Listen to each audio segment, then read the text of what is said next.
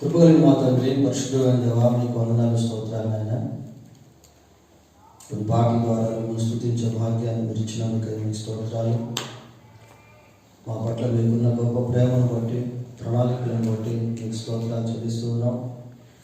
తిరిగి రాత్రికాల సమయంలో నాయన బైబిల్ తరగతిలో మమ్మల్ని ప్రవేశపెట్టినందుకు మీకు స్తోత్రాలు. ఇంకా రావాల్సిన వారందరినీ క్షేమంగా నడిపించమని ప్రార్థిస్తూ ఉన్నాం. ఈ బైబిల్ తరగతిలో మేము ఏదైతే నేర్చుకోవాలో దాన్ని మాకు నేర్పించమని వేడుకుంటూ కోర్సు ముగింపులోనికి మీరు మమ్మల్ని తీసుకువస్తున్నందుకే మీకు స్తోత్రాలు చెల్లిస్తూ మా ప్రభువైన యేసుక్రీస్తు పరిశుద్ధమైన నామంలో ప్రార్థన చేస్తున్నాము తండ్రి, ఆమేన్. దేవుని మహాకృప చేత ఈ బైబిల్ కోర్సులో 11వ అధ్యాయంలోకి మనం చేరుకున్నాం. ఈ 11వ అంశం పేరు ఏంటి?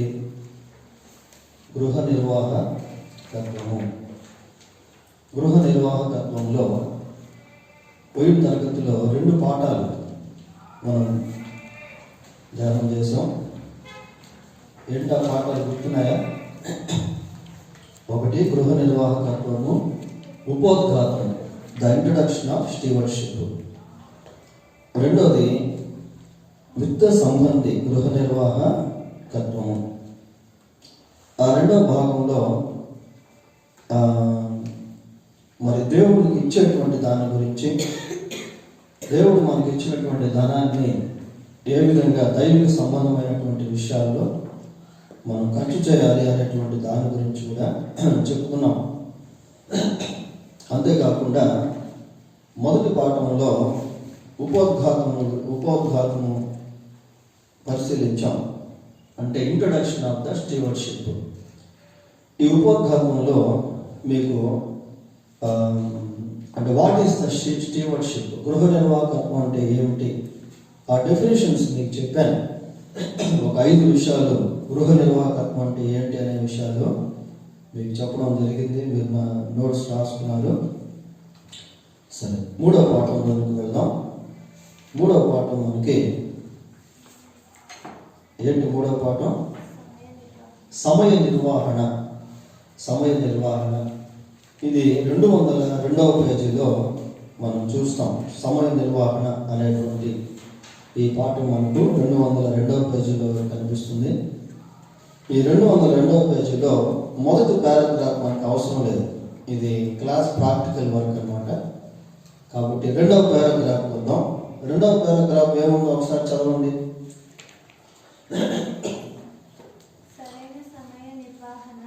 సరైన సమయ నిర్వహణ సమయం అదుపు చేయడానికి బదులుగా నీవు నీ సమయాన్ని నీ ఆధీనంలో ఉంచుకొనుటకు సహాయకరంగా ఉంటుంది. అది ఇది చాలా ప్రాముఖ్యమైనటువంటి విషయం.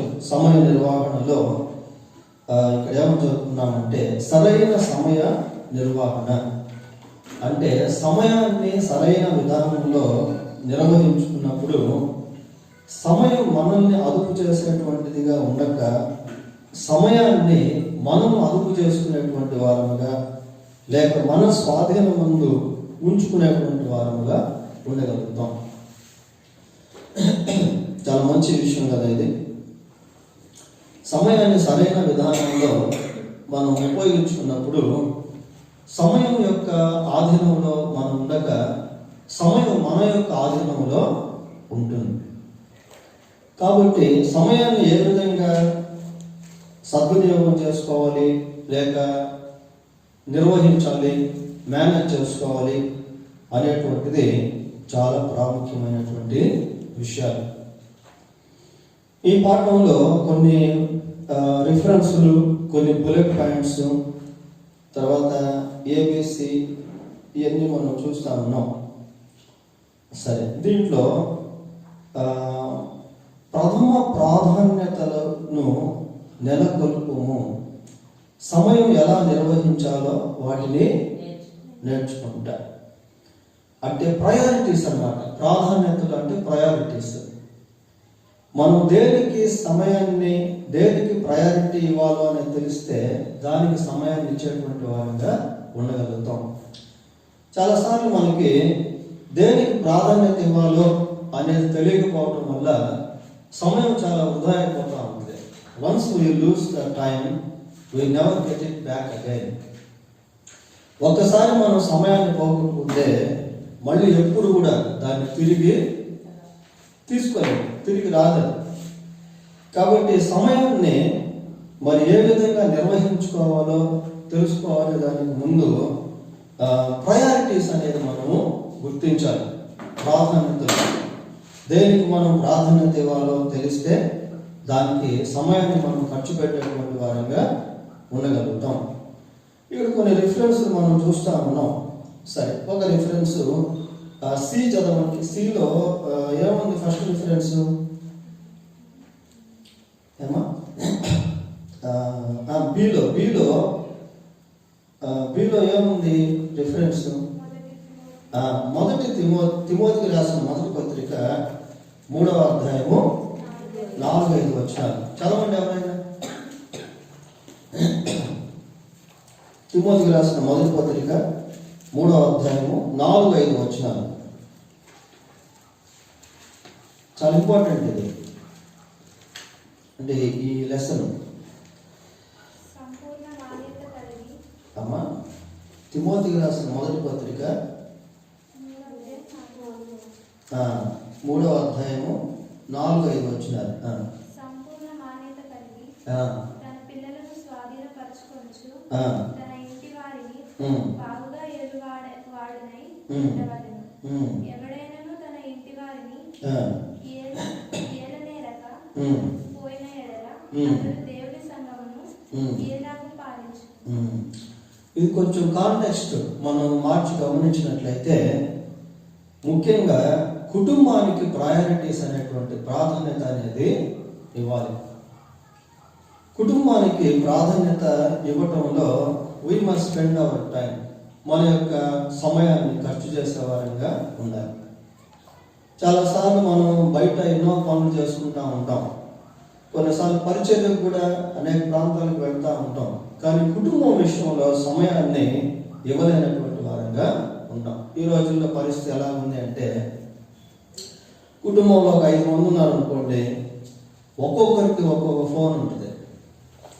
కాబట్టి ఎవరి పాటికి వాళ్ళు ఆ ఫోన్లో చూసుకుంటా ఉండడం వల్ల అసలు ఎవరికి ఎవరు కూడా కమ్యూనికేషన్ చేసుకోలేరు. ఈ రోజుల్లో పరిస్థితి అలా ఉంది. కుటుంబంలో 5 మంది ఉంటే 5 మందికి 5 ఫోన్లు ఉంటాయి.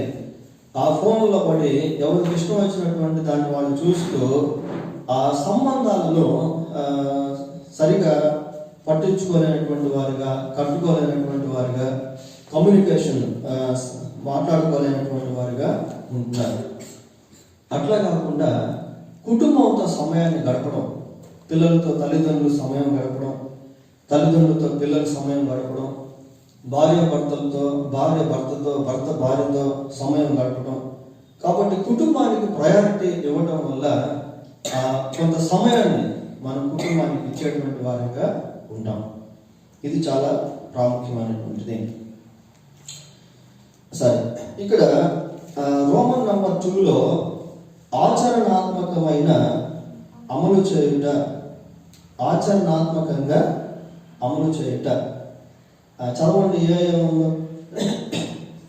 నీవు ప్రస్తుతం నీ సమయాన్ని వ్యక్తిగతంగా ఎలా వాడుకుంటున్నావో పట్టిక వ్రాయుము. ఒక వారం రోజుల కొరకైన కాలపట్టికను నిలువు మరియు అడ్డగడులలో తయారు చేసుకోండి. వారంలోని ఏ రోజున ఎన్ని గంటల సమయము గడుపుతున్నావో రాసుకొనుటకు వీలుగా ఉండునట్లు చూసుకొనండి. గత వారం అంతటిలో చాలు. ఇక్కడ ఒక టేబుల్ గురించి చెప్తా ఉన్నాడు. అంటే ప్రాక్టికల్ వర్క్ అన్నమాట ఇది. ఎవరికి వాళ్ళే ఏం చేయాలంటే ఒక వారం రోజులు టేబుల్ రాసుకోవాలి. ఆదివారం, సోమవారం, మంగళవారం. మనకు వారం ఎప్పటి నుంచి బిగిన్ అవుద్ది? జనరల్గా మండే నుంచేనా? వాస్తవంగా అయితే వారం ఎప్పటి నుంచి బిగిన్ అవుద్ది అంటే ఆదివారం నుంచి బిగిన్ అవుద్ది మామూలుగా అయితే. మీరు ఏ క్యాలెండర్లో అయినా చూడండి, ఫస్ట్ డే సండే ఉంటుంది అనమాట. అంటే ఫస్ట్ రోలో సండే ఉంటుంది. అంటే బైబిల్ ప్రకారం కూడా 6వ రోజు విశ్రాంతి దినం, 7వ రోజు విశ్రాంతి దినంగా ఉన్నట్టు చూస్తాం. 7వ రోజు ఏంటంటే శనివారం, బైబిల్ సబాత్ డే అనమాట అది. కాబట్టి మామూలుగా మనం ఆలోచన చేసినప్పుడు అంటే జనరల్గా మనం మండే నుంచి అనుకుంటాం, కానీ వాస్తవానికి సండే నుంచి వారం అనేది ప్రారంభమవుతుంది జనరల్గా మామూలు బిబ్లికల్గా మనం గమనించినప్పుడు. సరే మండే కానీ సండే కానీ తర్వాత సంగతి. మనం ఒక పట్టిక తీసుకోవడం. For example Sunday, Monday, Tuesday, Wednesday, Thursday, Friday, Saturday ఇట్లా పట్టిక తీసుకొని సండే మనం ఏం చేయాలి? Sunday is God's day, so we have to give the time to God.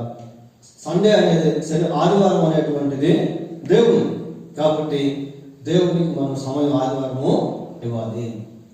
తర్వాత మండే ప్రయారిటీ, తర్వాత ట్యూస్డే ప్రయారిటీ, థర్స్డే ప్రయారిటీ, ఇట్లా వెన్స్డే ప్రయారిటీ. అంటే కొన్ని ప్రాధాన్యతలు మనం గుర్తించి ఒక టైం టేబుల్ లాగా రాసుకొని దాని ప్రకారం మనం ముందుకు వెళ్ళడం అనేటువంటిది చాలా ఇంపార్టెంట్. నేను కూడా ప్రార్థన విషయంలో ఒక టైం టేబుల్ రాసుకున్నాను. ఏమని రాసుకున్నానంటే సండే దేని గురించి ప్రార్థన చేయాలి, మండే దేని గురించి ప్రార్థన చేయాలి, ట్యూస్డే దేని గురించి ప్రార్థన చేయాలి, వెన్స్డే దేని గురించి ప్రార్థన చేయాలి, అట్లా up to Saturday from Sunday. ఆదివారం నుండి శనివారం వరకు నేను ప్రేయర్ పాయింట్లు పెట్టుకొని దాని ప్రకారం ప్రార్థన చేసుకునేటువంటి అలవాటుని అలవర్చుకున్నాను. అట్లా మనం ఏదైనా ఒక టైం షెడ్యూల్, కాల పట్టిక పెట్టుకొని దాని ప్రకారం మనం ముందుకు పెడుతూ ఉంటే సమయం మన స్వాధీనం ఉంటుంది, కానీ మనం సమయం యొక్క స్వాధీనంలో ఉండము. చూడండి, ప్రతిదానికి సమయం అనేటువంటిది ఖచ్చితంగా ఉంటా ఉంటుంది. So we have to set our time సిస్టమాటిక్లీ.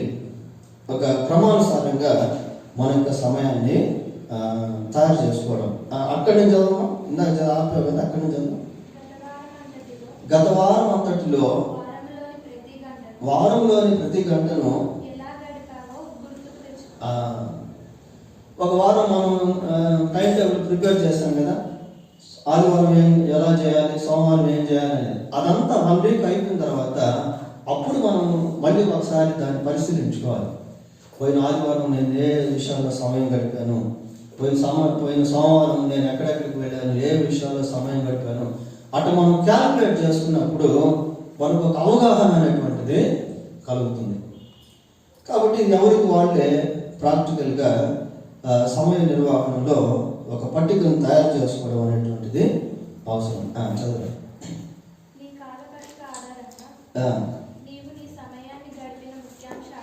ఒక్కొక్క అంశం కొరకు గడిపిన సమయాలను కనుగొనండి. మీ సమయాన్ని విశ్లేషించుకోండి. కాబట్టి మనం ఎప్పుడైతే ఒక వారపు కాల పట్టికను ఏర్పాటు చేసుకొని, టైం టేబుల్ ఏర్పాటు చేసుకొని దాని ప్రకారం మనం చేసినప్పుడు నెక్స్ట్ వీక్లో మనకి గత వారంలో మనం ఏమేమి చేసాము, ఏ టైంకి, ఆ షెడ్యూల్ అంతా కూడా ఒకసారి మళ్ళీ మనం పరిశీలించుకున్నప్పుడు ఏమవుతుందంటే ఎక్కడైనా అప్స్ అండ్ డౌన్స్ అనేటువంటిది ఉంటే దాన్ని మనం సరి చేసుకునేదానికి, సవరించుకునేదానికి ఉపయోగపడుతుంది. అంటే ఒక సిస్టమేటిక్గా టైంని మనము మేనేజ్ చేసుకోవడం అన్నమాట. ఇక్కడ కొన్ని ప్రశ్నలు ఉన్నాయి, బుల్లెట్ పాయింట్స్. 203లో 203వ పేజీ మనం చూస్తా ఉన్నాం. ఆ బుల్లెట్ పాయింట్స్ ఒకసారి చూడండి, కొన్ని ప్రశ్నలు ఏమున్నాయి అక్కడ.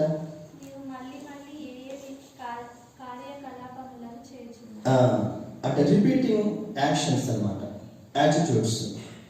అంటే మళ్ళీ మనం ఇంకా ఏమేమి చేస్తున్నవే చేస్తా ఉన్నాము, కొన్ని రిపీటెడ్ థింగ్స్ ఉంటాయి. ఈ ప్రశ్నల ద్వారా మనం చేసినటువంటి వాటిని మనం జ్ఞాపకం చేసుకుంటాం.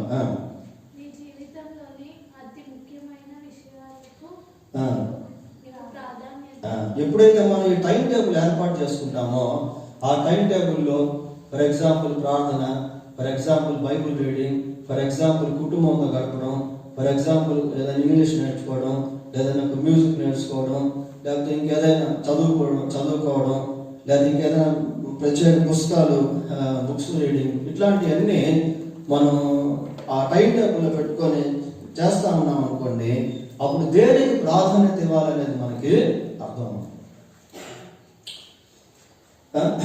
దేనికి మనం ప్రాధాన్యత ఇవ్వాలి అనేది మనం గుర్తించి దానికి ప్రాధాన్యత ఇచ్చేటువంటి వారంగా ఉండగలుగుతాం. Next question.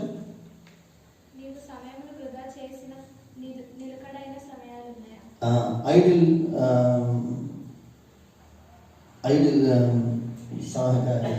నిమిషాలు ఏమంటారు?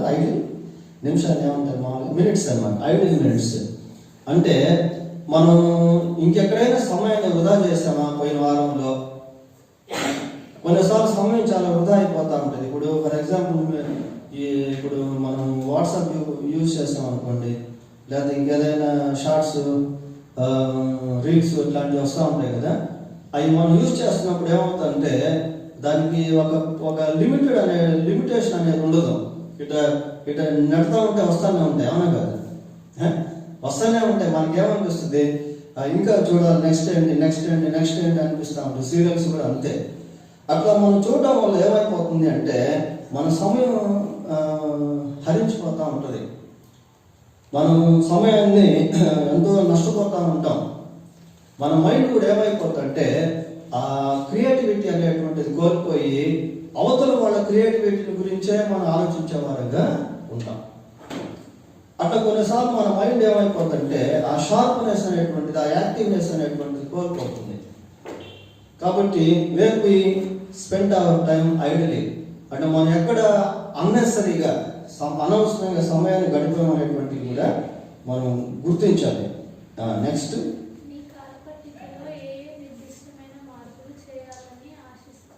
ఇప్పుడు మనం కాల్ పట్టిక ఏర్పాటు చేస్తాం కదా, 1 వీక్ టైం టేబుల్. ఈ 1 వీక్ టైం టేబుల్లో ఇంకేదైనా మార్పులు ఉన్నాయా? ఇదిగో ఈ 3 నుంచి 4 వరకు నేను ప్రార్థన చేసుకుంటానని పెట్టుకున్నాను. దీన్ని ఏమైనా మార్చుకొని ఇది నా స్టడీకి కానీ నా వర్క్కి కానీ కొంచెం హిండరెన్స్గా ఆటంకంగా ఉన్నందువల్ల దీన్ని 4 నుంచి 5కి పెట్టుకుందామా? ఇట్లా అన్నమాట. చేంజ్ చేస్తాం,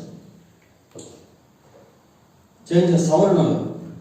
ఇంకెక్కడైనా కొంచెం మనకి క్లాషెస్గా ఉన్నట్టు అనిపిస్తే కొంచెం చేంజ్ సవరణం చేసుకొని మళ్ళీ టైం టేబుల్ ఏం చేయాలి, మళ్ళీ రీకరెక్షన్ చేసుకోవాలి. అట్లా ఏదైనా ఉంటే. నెక్స్ట్.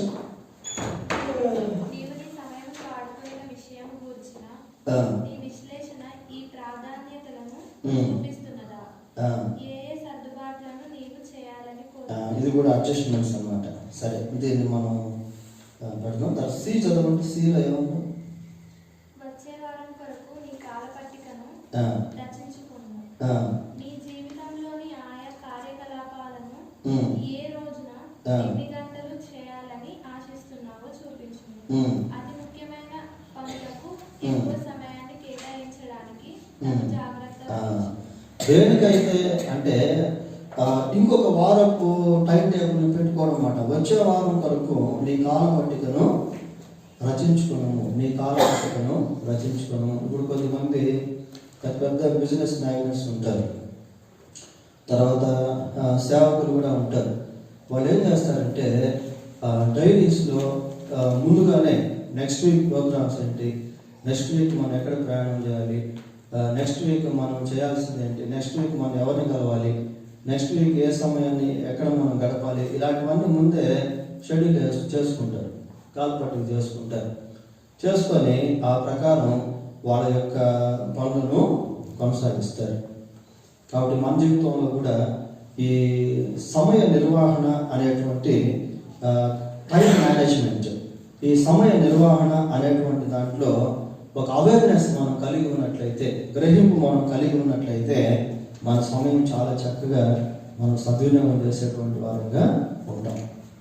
సరే, ఇప్పుడు వరకు మనం చెప్పుకున్నటువంటి దాంట్లో కుటుంబం గురించి చూసాం. ఇందాక చూసాం కదా, బిలో తిమోతికి రాసిన మొదటి పత్రిక 3వ అధ్యాయం 4-5 వచనాలు మనం చదువుకున్నాం. అక్కడ కుటుంబంతో గడిపేటువంటి సమయం గురించి, లేక కుటుంబానికి ఇవ్వవలసినటువంటి ప్రాధాన్యతను గురించి చెప్పుకున్నాం. నెక్స్ట్ ఇక్కడ లూకా ఉంది కదా, లూకా సువార్త 10వ అధ్యాయము 39 నుంచి 42 వరకు. అక్కడ ఏంటి స్టోరీ చెప్పగలరా ఎవరైనా? మార్తా మరియా. మార్తా మరియ ఇంటికి యేసు ప్రభు ఒకరోజు వచ్చారు. వచ్చినప్పుడు మరి ప్రభు ఇంటికి వచ్చారు. వచ్చి ఆ వాక్యం చెప్తూ ఉంటే మార్తా వింటా ఉన్నిందా, మరియ వింటా ఉన్నిందా? మరియ వింటా ఉంది. మరియ వింటా ఉన్నప్పుడు మార్తకి చాలా కోపం వచ్చింది. ఏంటి అంటే మరి పని ఎక్కువ పెట్టుకుంది, మరియ సహాయం చేయట్లేదు. కాబట్టి మార్తకు కొంచెం ఆయాసం అలాగే వచ్చి అటు ప్రభు పైన ఇటు మరియ పైన కూడా కోపడినటువంటి సమయంలో ప్రభు మార్తను చూసి అన్నాడు, అమ్మా నువ్వు ఎక్కువ పని పెట్టుకొని ఆయాసపడతా ఉన్నావు, అవసరమైంది ఒకటి, మరియ ఉత్తమమైనది ఎన్నుకున్నది. Mary chose what is right. మరియ ఉత్తమమైనది ఎన్నుకున్నది. మరియ ఎన్నుకున్నది ఏంటి అంటే దేవుడి వాక్యాన్ని వినడము. కాబట్టి ఇప్పుడు దేనికి ప్రాధాన్యత ఇవ్వాలి? దేవుని వాక్యానికి ప్రాధాన్యత ఇవ్వాలి. దేవుని వాక్యం వినేదానికి we must spend our time to listen God's word. దేవుని వాక్యాన్ని వినేదానికి కొంత సమయాన్ని కేటాయించుకోవాలి. దేవుడు మనతో మాట్లాడుతూ ఉంటాడు. ఎప్పుడు అంటే మనం ఏదైనా ఒక ప్రసంగం సేవకుల ద్వారా వింటున్నప్పుడు దేవుడు మాట్లాడతాడు. మరి ముఖ్యంగా దేవుడు ఎప్పుడు మనతో మాట్లాడతాడు చెప్పండి? ఎప్పుడు దేవుడు మనతో మాట్లాడతాడు? ఎక్కువగా కష్టాలు వచ్చినప్పుడు. ఇంకా మన మందిరానికి వెళ్ళినప్పుడు దేవుడు మనతో మాట్లాడతాడు. టీవీలో ఎవరైనా సేవకులు వాక్యం చెప్తూ ఉంటే దేవుడు మనతో మాట్లాడతాడు. కానీ ఎప్పుడు ఎక్కువగా దేవుడు మనతో మాట్లాడేది అంటే వాక్యం చదువుతున్నప్పుడు. నువ్వు ఏ అర్ధరాత్రి లేసి వాక్యం చదివినా అప్పుడు దేవుడు నీతో మాట్లాడతాడు. కాబట్టి whenever we read the Bible, God will speak to us. మనం ఎప్పుడు వాక్యాన్ని చదువుతూ ఉన్నా కూడా దేవుడు మనతో మాట్లాడుతూ ఉంటాడు. కాబట్టి ఇక్కడ మనం ప్రయారిటీ ఇవ్వాల్సింది ఏంటి అంటే బైబిల్ రీడింగ్కి. బైబిల్ రీడింగ్ అంటే బైబిల్ మనం చదువుతూ ఉన్నప్పుడు దేవుడు మనతో మాట్లాడతాడు. దానికి కూడా ఒక టైం సెట్ చేసుకోవచ్చు. ఉదయాన్నే 6 to 7, 7 to 8, 8 to 9 మన యొక్క పనులను బట్టి, స్టడీ అవర్స్ని బట్టి, మన యొక్క బిజినెస్ని బట్టి ఇట్లాగా ఒక్కొక్కరికి ఒక్కొక్క ఒక్కొక్క సమయం ఉంటుంది. అందరూ ఒకే సమయంలో బైబిల్ చదవలేరు, వాళ్ళకు ఉన్నటువంటి డ్యూటీస్ని బట్టి. కాబట్టి ఒక పర్టికులర్ టైం అన్నమాట. మనం లేదా రోజుకు ఏదో ఒక గంట సమయం బైబిల్ చదవడం, లేదా రోజుకు ఒక 3 అధ్యాయాలు చదవడం, ఒక 5 అధ్యాయాలు చదవడం, ఒక టార్గెట్ లాగా పెట్టుకొని చదవడం అనేటువంటి దానికి ప్రయారిటీ ఇస్తే మనం బైబిల్లో చాలా విషయాలు నేర్చుకునేటువంటి వారుగా, ప్రభువు నేర్పించేటువంటి వాడుగా ఉంటాడు. కాబట్టి మొట్టమొదటిగా సమయం ఎవరికి ఇవ్వాలి? కుటుంబానికి ఇవ్వాలి. రెండవదిగా సమయం దేనికి ఇవ్వాలి? బైబిల్ పఠనానికి ఇవ్వాలి, లేదా దేవుని వాక్యం వినేదానికి ఇవ్వాలి. తర్వాత మూడవదిగా ఇక్కడ లూకాసు వార్త ఉంది కదా, లూకాసు వార్త 9వ అధ్యాయము ఏముంది? వచనం 51వ వచనం చదవండి. ఏముంది అక్కడ? లూకాసు వార్త 9వ అధ్యాయం 51వ వచనం ఏమన్నా? ఇంకా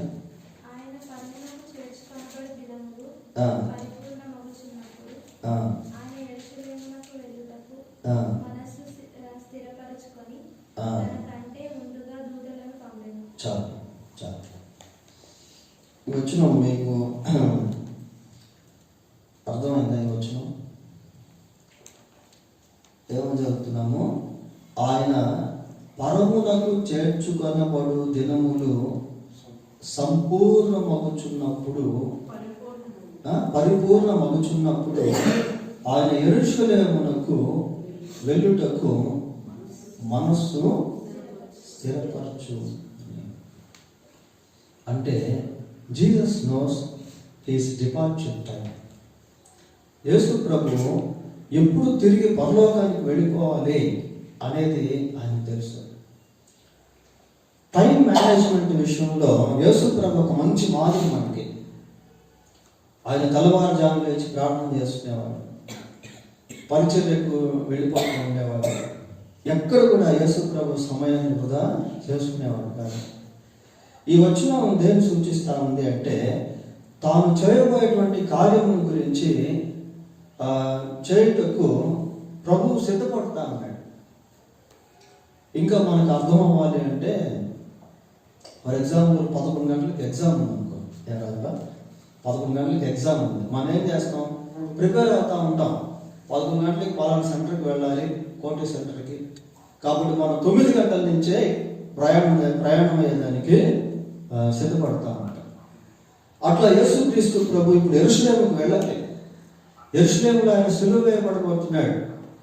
కాబట్టి he is preparing his mind to go to Jerusalem.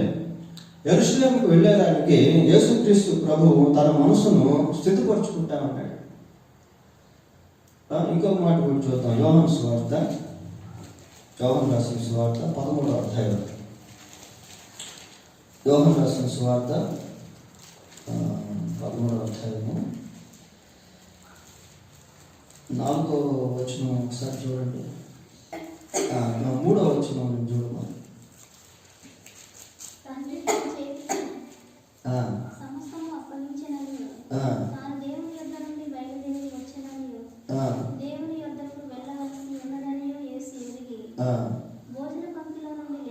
చాలు చూడండి, అంటే యేసుక్రీస్తు ప్రభు తాను దేవుని దగ్గర నుండి వచ్చాడు, తిరిగి దేవుని దగ్గర కూడా వెళ్ళాల్సిన సమయం ఆసనమైంది. వెళ్ళవలసి ఉందని ముందే ఆయన ఎరిగి ఆయన ప్రిపేర్ అవుతాడు. కాబట్టి ఈ టైం మేనేజ్మెంట్, సమయ నిర్వహణలో యేసు ప్రభు మనకు ఒక మంచి మాదిరిగా ఉన్నాడు. దీన్ని కూడా మనం ఒక 3వ పాయింట్, 4వ పాయింట్గా లేక 1 2 3 4 4వ పాయింట్గా మనం దీన్ని తీసుకోవచ్చు. తర్వాత నెక్స్ట్ మత్తయి సువార్త 25 ఉంది కదా. మత్తయి సువార్త 25 14వ వచనం చదవండి. 25 14.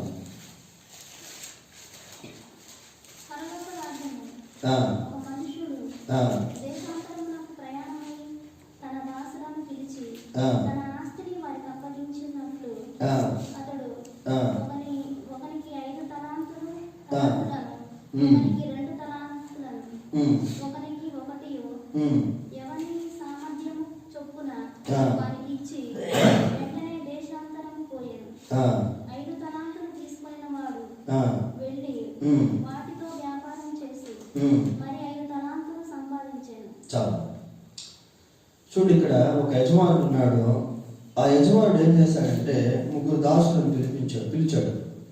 పిలిచి ఒక దాసుడికి 5 తలాంతులు ఇచ్చాడు, ఇంకొక దాసుడికి ఏమో 2 తలాంతులు ఇచ్చాడు, ఇంకొక దాసుడికి ఏమో 1 తలాంతే ఇచ్చాడు. ఇచ్చేసి వెళ్ళిపోయాడు ఆయన. ఇప్పుడు తలాంతులు తీసుకున్నటువంటి వీళ్ళు ఏం చేయాలంటే ఇక్కడి నుంచి పని స్టార్ట్ చేసుకోవాలి. పని స్టార్ట్ చేసి ఎప్పుడు ముగించాలి? ఆ యజమానుడు తిరిగి వచ్చే లోపల పని ముగించేసేయాలి. కాబట్టి వీళ్ళు ఏం చేశారంటే 5 తలాంతులు తీసుకున్న వాడు వెళ్ళిపోయి వ్యాపారం చేసి ఇంకొక 5 తలాంతులు సంపాదించాడు.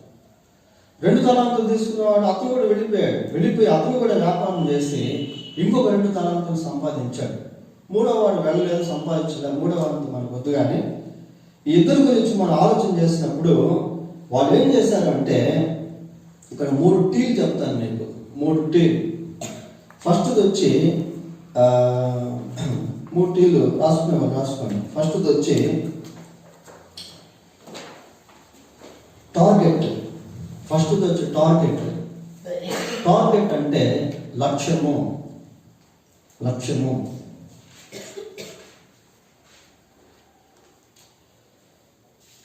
టార్గెట్. ఫస్ట్ది వచ్చి టార్గెట్.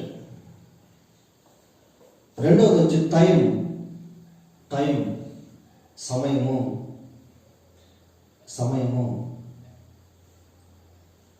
మూడవది వచ్చి టాస్క్ అంటే పని.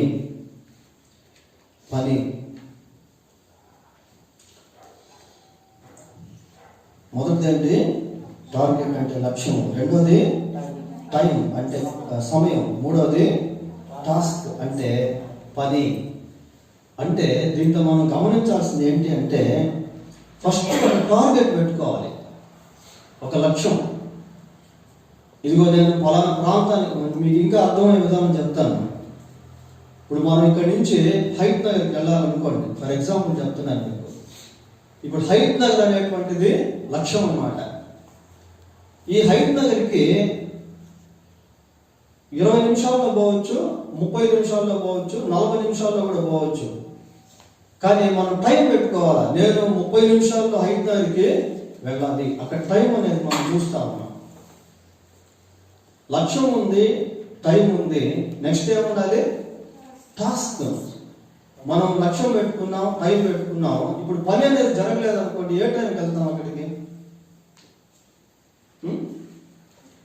ప్రయాణం స్టార్ట్ చేయాలి, మనం ఏ టైంకి వెళ్తాం అప్పుడు? ఏం కదా, వెళ్ళలేము. ఎందుకంటే టైం పెట్టుకున్నాము, టార్గెట్ పెట్టుకున్నాము, టాస్క్ లేదు, పని చేయటం లేదు. కాబట్టి మనం we can never go to height నగర్.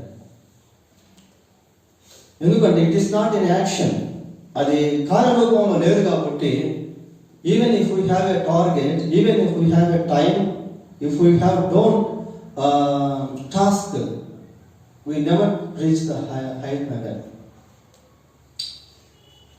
కాబట్టి ఈ మూడు కూడా ఉండాలి. ఇప్పుడు యజమానుడు తలాంతి ఇచ్చి వెళ్ళిపోయాడు. ఈ దాసుడు ఏం చేశాడంటే, ఇతని యొక్క టార్గెట్ ఏంటి, లక్ష్యం ఏంటి? ఆ యజమానుడు తిరిగి వచ్చే లోపల నేను పని చేయాలి.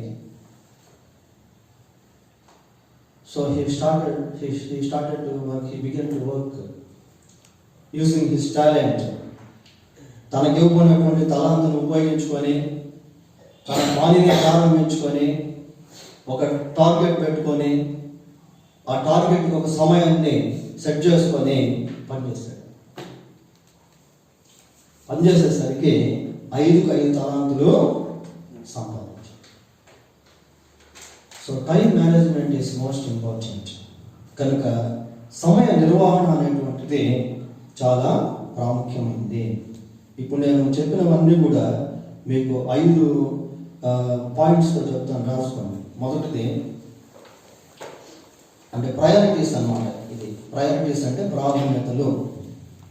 1 ఫ్యామిలీ, కుటుంబం. 1 కుటుంబం. 2 ప్రార్థన.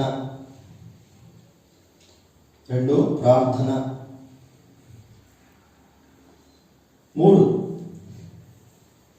దేవుని వాక్యాన్ని వినుట.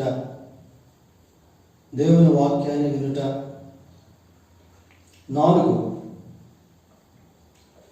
యేసు మాదిరిని అనుసరించుట.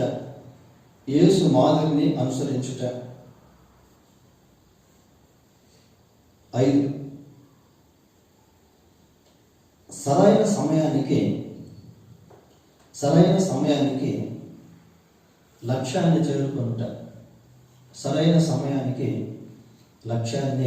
చేరుకొనుట. ఈ 5 రాసుకున్నారు కదా.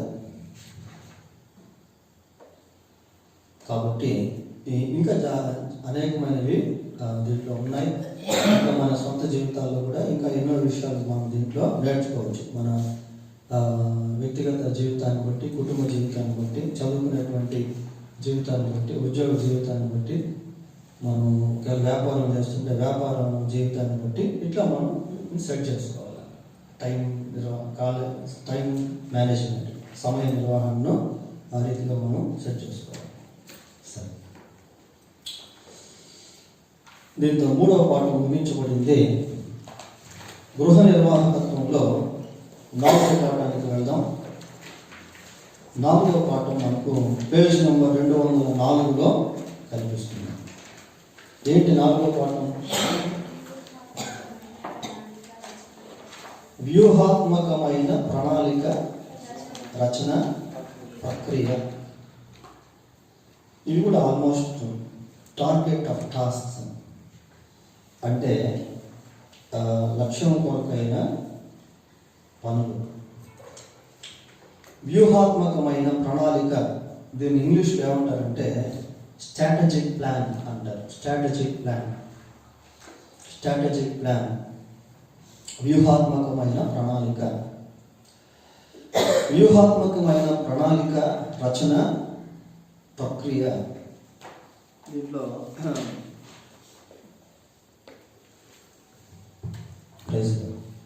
దీంట్లో 5 స్టెప్స్ అనేటువంటివి ఉన్నాయి, 5 మెట్లు అనేటువంటివి దీంట్లో ఉన్నాయి.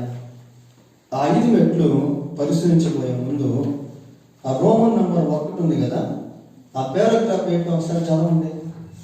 వ్యూహాత్మకమైన ప్రణాళిక రచన అనగానేమి? ఇతరమైన వాటితో పాటు ఈ సమాధానాలను చర్చించండి. అది ప్రజలు, పరిచర్యలు, కార్యకలాపములు మరియు వనరులు సరైన దిశలో వెళ్తూ ఫలితమును సాధించుటకు సఫలముగాను సమర్థవంతముగాను ఉపయోగింపబడుతున్నవి హామీ ఇచ్చే ఒక ప్రక్రియ లేదా పద్ధతి ఉన్నది. ఈ పారాగ్రాఫ్ లో సరైన దశలో ఉంది కదా, సరైన దశలో వెళ్తూ ఏముంది దాని పక్కన?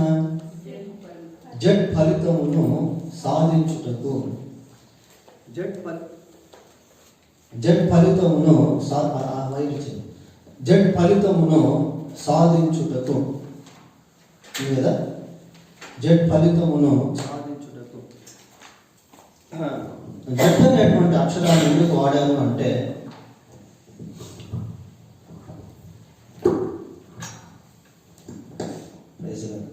ఇంగ్లీష్ ఆల్ఫాబెటాలో జడ్ అనేటువంటిది ఏ అక్షరం మనకి?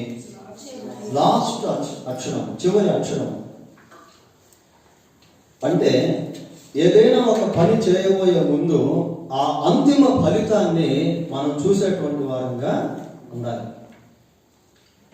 మనం ఈ కోర్సు ప్రారంభించినటువంటి దినాల్లో మొదటి పాఠం ఏంటి ఎవరికైనా గుర్తుందా? మొదటి పాఠం సంతృప్తికరమైన, దాంట్లో జడ్ ఆలోచన విధానం మనం చెప్పుకున్నాం కదా. జడ్ ఆలోచన విధానం అంటే దేవుడు ఆశించేటువంటి చివరి ఫలితం. దేవుడు ఆశించేటువంటి చివరి ఫలితం ఏంటి అంటే మనుషులందరూ కూడా రక్షణ పొందాలి. జడ్ అంటే చివరి, దేవుడు ఆశించేటువంటి చివరి ఫలితం కూడా అందరూ రక్షణ పొందాలి అనేది ఉద్దేశం. ఇక్కడ ఏమని చదువుకుంటున్నాము మనము? సరైన దశలో వెళ్తూ జడ్ ఫలితమును సాధించుటకు. జడ్ ఫలితము అంటే చివరి ఫలితం అన్నమాట. మనం ఏదైనా ఒక పని చేస్తూ ఉన్నాం అనుకోండి, ఫస్ట్ మనం ఏం చేస్తామంటే ఆ పని చేయకముందు అంతిమ దానిపైన దృష్టి పెడతాం. మీకు ఒక చిన్న ఎగ్జాంపుల్ చెప్తాను. శిల్పకారుడు ఉన్నాడు కదా, శిల్పకారులు మనం అక్కడక్కడ చూస్తాం. శిల్పకారులు అంటే ఎవరు? కమ్మరులు. అంటే వాళ్ళు శిల్పాలను చెప్తారు అన్నమాట. ఒక శిల్పకారుడు ఆ శిల్పమును చెక్కకు ముందు రాయి ఎలా ఉంటుంది అంటే అసలు ఆ రాయి నిరాకారంగా ఉంటుంది. అయితే శిల్పకారుడు ఏం చేస్తాడంటే ఆ రాతిని చెక్కకు ముందు ఒక ఇమేజ్ని తన మనసులో పెట్టుకోవాలి. ఆ ఇమేజ్ ఏంటి అంటే ఆ రాయిలో నుంచి ఆ ఇమేజ్ని బయటకు తీయాలి. అది అతని యొక్క అంతిమ లక్ష్యం. కాబట్టి ఏం చేస్తాడంటే ఆ రాతిని ఎన్నోసార్లు ఉలితో, శుద్ధితో ఎక్కడెక్కడ దానికి ఆ షేప్స్ తీసుకురావాలో ఆ ప్రయత్నాలు చేసి ఆ వేస్టేజ్ అంతా కూడా తీసేసుకుంటూ చెక్కుకుంటూ వచ్చేసరికి ఆ రాతిలో నుంచి ఒక స్వరూపం అనేటువంటిది బయటకు వస్తుంది. అది అంతిమ ఫలితం అన్నమాట. అంటే అతను ఏం చూస్తున్నాడంటే జడ్ అంటే ఆ చివరి స్థితిని చూస్తూ ఉన్నాడు. ముందుగానే అభితా ఉంది ఆర్టిస్ట్ అన్నమాట. ఆర్ట్ గీసే టైంలో ఆ ఇమేజ్ అనేటువంటిది మైండ్లో ఉంటుంది. ఎలా ఉంటుంది అన్నమాట. ఆ ఇమేజ్ అనేటువంటిది మైండ్లో లేకపోతే ఆర్ట్ వేయలేదు. ఏం వేస్తారు చెప్పండి? ఏం వేస్తారు? ఏం వేయలేదు. ఒక యేసుప్రభు బొమ్మ వేయాలా, లేదా మరి యేసుప్రభుని ఎత్తుకున్నట్టు ఒక ఇమేజ్ వేయాలి. ఆ ఇమేజ్ అనేటువంటిది మైండ్ లేకపోతే చిత్రపటం అనేటువంటి తయారు ఆ మైండ్లో ఉండేటువంటి ఇమేజే జడ్ అన్నమాట, చివరి లక్ష్యం. ఆ రీతిగా మరి వ్యూహాత్మక ప్రణాళికలో అంతిమ ఫలితాన్ని మనం ముందుగానే చూసి దాని ప్రకారం మనము పనిని కొనసాగించాలి. అది ఇక్కడ అన్నమాట. సరే, కొత్త రోమన్ నెంబర్ 2లో ఒక 5 స్టెప్స్ అనేటువంటివి మనకు కనిపిస్తూ ఉన్నాయి. 5 స్టెప్స్ ABCDE 5 మెట్లు అనేవి ఇక్కడ మనం చూస్తూ ఉన్నాం. సరే, ఆ పారాగ్రాఫ్ చదవండి. వ్యూహాత్మక ప్రణాళిక ప్రక్రియలోని మెట్లు. చదవండి పారాగ్రాఫ్ ఎవరైనా. తరగతిలోని విద్యార్థులందరూ వారి నూతన సంఘ స్థాపనము కొరకైన ఈ ప్రణాళిక రచించుటలో సహకరించవలెను. ఈ అభ్యాసమును చేయుచుండు సమయంలో ఈ ప్రశ్నలు కలుగుతుంది. ఎన్ని ప్రశ్నలు కూడా ఉపయోగించుకొనబడవచ్చు. ఈ పారాగ్రాఫ్ మనం చదివినప్పుడు ఇక్కడ మూల పదాలు ఏంటి అంటే, తరగతిలోని విద్యార్థులందరూ వారి నూతన సంఘ స్థాపనము కొరకైన ఈ ప్రణాళికను రచించుటలో సహకరించవాలి. అంటే నూతన సంఘ స్థాపన అనేటువంటిది ప్లాన్ అన్నమాట. ఒక నూతన సంఘం స్థాపించబడాలి అంటే ఆ ప్రణాళికలో స్టెప్స్ అనేటువంటివి చాలా ఇంపార్టెంట్. ఒక స్ట్రాటజిక్ ప్లాన్ అనేటువంటిది చాలా ఇంపార్టెంట్. సరే, నూతన సంఘ స్థాపనలో ఉన్నటువంటి 5 మెట్లను గురించి మనం పరిశీలన చేద్దాం. మొదటి మెట్టు ఏంటి? ప్రార్థించుము. క్రొత్త సంఘము కొరకు ప్రార్థించున్నప్పుడు ఏ ప్రార్థన మనవులలో, మీ ప్రార్థన మనవులలో ఏ విషయాలు ఉండవలను. రాసుకోండి, 3 చెప్తాను. అక్కడ బ్లాంక్ ఉంది కదా, ఎంటీ ఉంది కదా, అక్కడైనా రాసుకోండి, మీ నోట్స్ అయినా రాసుకోండి. క్రొత్త సంఘము కొరకు ప్రార్థించినప్పుడు మీ ప్రార్థన మనవుల్లో ఏ విషయాలు ఉండవలను. మొదటిది ప్లేస్, స్థలం.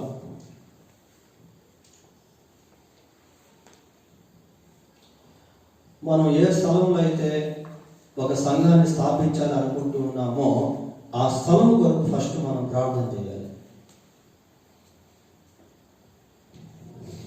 2 పీపుల్, ప్రజలు. మొదటిది స్థలము, రెండోది ప్రజలు.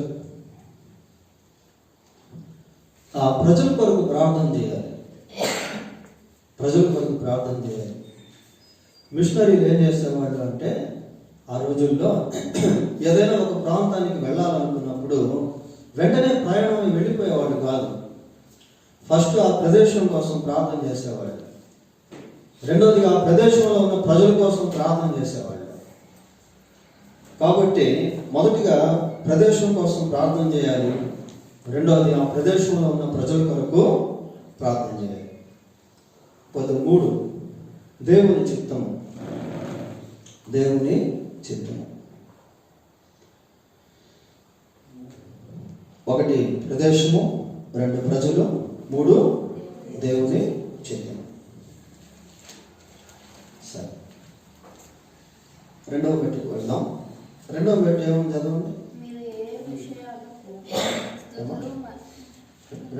రెండవ విషయం అంటే రెండవ మెట్టు విషయం మీ ఉద్దేశమును గూర్చిన ప్రకటనను రాయండి లేదా పునరాలోచించండి. ఉద్దేశమును గూర్చిన ప్రకటన చదవండి. కింద ప్రశ్న ఏముందో. మీ ఉద్దేశమును గూర్చిన ప్రకటనను ఒక వాక్యంలో రాయండి. ఈ ప్రకటన వాక్యము ఇచ్చట ఒక క్రొత్త సంఘమును స్థాపించుటలో గల సంపూర్ణ హేతువును ప్రతిపాదిస్తున్నారు. సరే, అది కొంచెం మనకు అర్థమయ్యేది లేదు. బుల్లెట్ పాయింట్ ఉంది కదా, నీ ఉద్దేశమును గూర్చిన ప్రకటనను ఒక వాక్యములో రాయండి. రాసుకోండి అక్కడ పక్కన. దేవుని రాజ్య స్థాపన. దేవుని రాజ్య స్థాపన.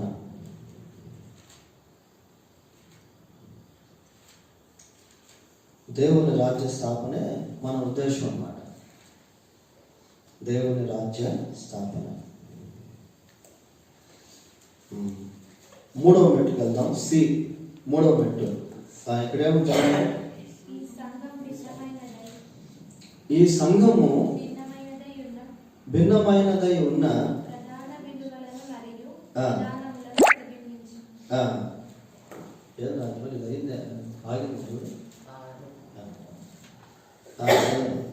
ప్రశ్న, కొత్త సంఘమును మొదలు పెట్టడానికి ఏ ప్రధాన విలువలు మూలాధారములై ఉన్నవి? కొత్త సంఘమును మొదలు పెట్టుటకు సంఘం గుణగణాలు ఏవి మూలాధారములై ఉన్నవి? ప్రధాన విలువలు బైబిల్ సంబంధమైన విలువలను ప్రతిబింబించుతున్నాయా? చాలు.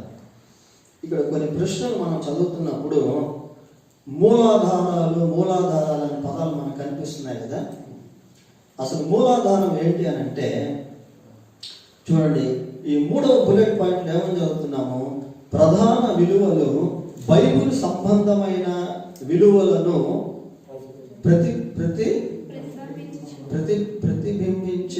ప్రతిబింబించుచున్నవా? సరే, ఇక్కడ రాసుకోండి, చెప్తాను. ఈ ప్రశ్నలన్నింటినీ కలిపి ఒకే జవాబు. వాక్యానుసారమైన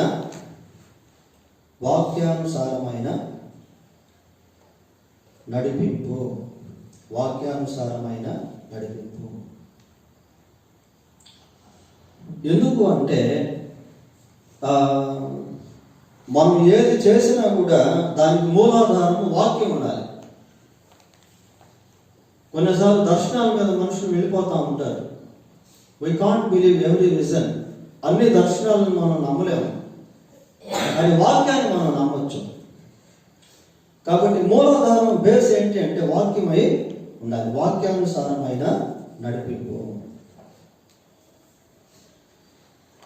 సరే, నాలుగో మెట్టు డి. చదవండి.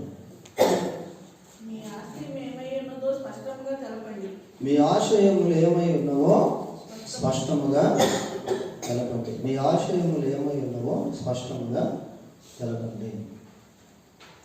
చదవండి, బుల్లెట్ పాయింట్స్ ఏంటి? మనం ఈ ప్రణాళికను అమలు చేసే వారమై ఉన్నట్లయితే మనం చేసే విషయాలు ఏమిటి? ఈ పరిచర్య యొక్క భారీ ఒత్తిడి ఏమిటి? జట్టు దాని ప్రయాసములను తీసుకొని వెలుచుండు సాధారణ దిశలు ఏమై ఉన్నది? ఈ క్రింది ఆశయముల జాబితాలోనివి వేటిని మనము ఈ ప్రణాళికలో చేర్చవచ్చు? గురిగా పెట్టుకొని ప్రాంతమును మరియు ప్రజలను పరిశోధించుము. నెక్స్ట్, సంఘ స్థాపన కొరకు ప్రార్థనా పనులను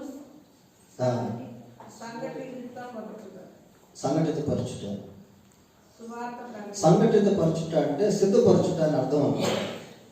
అది అండర్లైన్ చేసుకొని సంఘటిత అంటే మీ ఆశయములు ఏమై ఉన్నావో స్పష్టంగా తెలియజే అనే దగ్గర ఈ టార్గెట్స్ అన్నమాట. మొదటిది ఏంటి అంటే ప్రాంతమును గురిగా పెట్టుకొనుట. ఇప్పుడు మనం చదివినటువంటి బుల్లెట్ పాయింట్స్లోనే నేను చెప్పేటువంటిది ఉంది. కాకపోతే మనం 5 చదివితే అర్థం కాదు కాబట్టి మీకు ఇప్పుడు ఇది చెప్పానంటే దీన్ని బట్టి మీకు అది అర్థం అయిపోతుంది అన్నమాట. మొదటిది ఏంటంటే ప్రాంతమును గురిగా పెట్టుకుంటా. 2, ప్రజలు ఎట్టివారో తెలుసుకొనుట.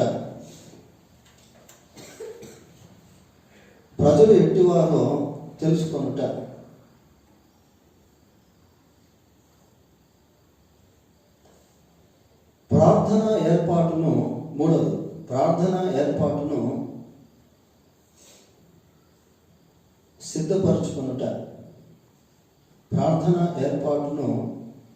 సిద్ధపరచుకొనుట. 4, సువార్తను ప్రకటించుట.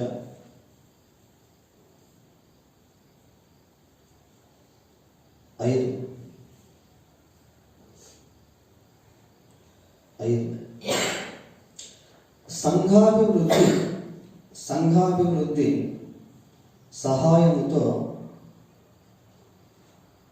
సంఘాభివృద్ధి సహాయముతో నూతన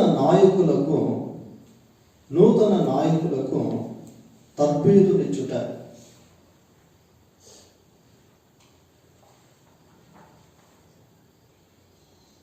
ఈ 5 మీకు అర్థమైందా? 5వది మీరు రాసుకుంటున్నారు కానీ మీకు అర్థం కాకపోవచ్చు. 5వది ఒకసారి నేను ఎక్స్ప్లెయిన్ చేస్తాను. సంఘాభివృద్ధి సహాయంతో నూతన నాయకులకు తర్బీదునిచ్చుట అంటే, ఇప్పుడు సంఘంలో ఒక 50 మంది ఉన్నారు ఉదాహరణ. ఈ 50 మంది పోయి 60 మంది అయ్యారు. కొంతకాలానికి 70, 80, 90, 100 మంది అయిపోయారు. ఇప్పుడు సంఘం అభివృద్ధి చెందింది అంటే 50 నుంచి 100కి వెళ్ళింది కాబట్టి సంఘం అభివృద్ధి